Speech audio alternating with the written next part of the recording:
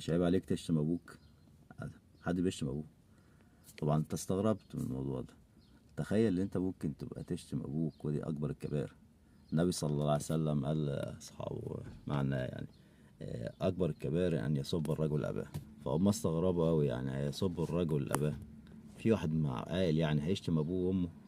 فالنبي صلى الله عليه وسلم وضح لهم ان انت لما تشتم واحد وتقول له يا ابن كذا معناه، فهو مش هيسكت يعني، فهيرد عليك ويقول لك انت ابن 60 كذا، فانت كده شتمت امك وابوك. ولذلك خلي لسانك ده دايما عطر، ما تقولش كلمة وحشة، تشتمش زميلك، تشتمش صاحبك حتى لو بالهزار.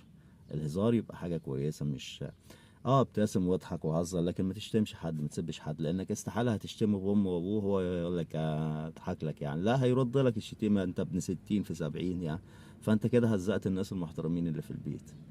فيسب الرجل اباه ده من اكبر الكبائر، خلي بالكوا يا رجاله.